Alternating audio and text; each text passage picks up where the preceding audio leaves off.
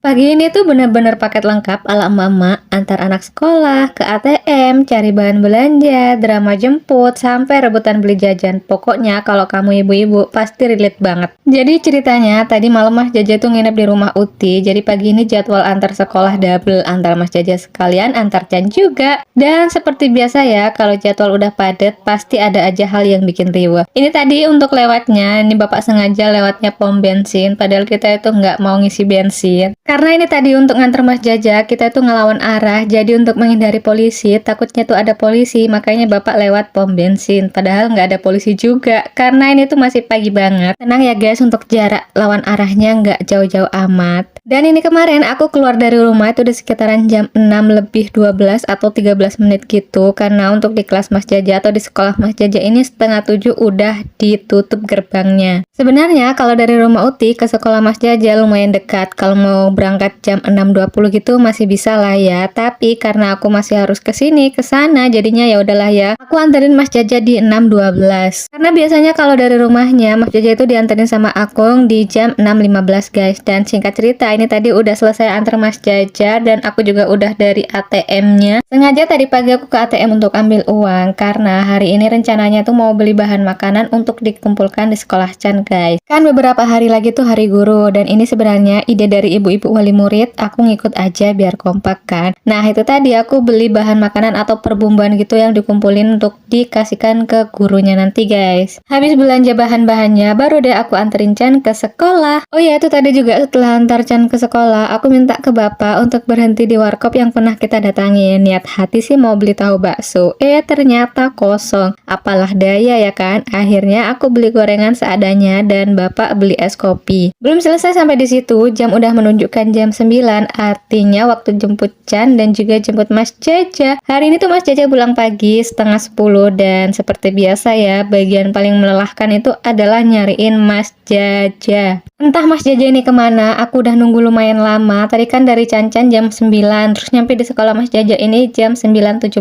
sedangkan Mas Jaja itu pulang di setengah 10. Biar aku tuh nggak bolak-balik, jadinya ya udahlah ya, aku tungguin Mas Jaja aja karena kan cuma nunggu beberapa menit doang. Aku lihat temen-temennya udah ada yang keluar, terus aku tungguin kok Mas Jaja ini nggak ada keluar. Akhirnya aku inisiatif untuk masuk ke kelasnya. Tapi ternyata aku lihat kelasnya udah kosong guys. Akhirnya mau nggak mau aku harus cari dia ada di mana. Dan bener aja, ternyata dia tuh ada di luar guys. Padahal tadi tuh kita udah sengaja diem di pintu supaya nggak kehilangan Mas Jaja. Tapi ya tetap aja, pokoknya setiap kali jemput Mas Jaja itu emosi banget guys. Dan itu tadi setelah ketemu Mas Jaja, dia langsung lari ke kelasnya karena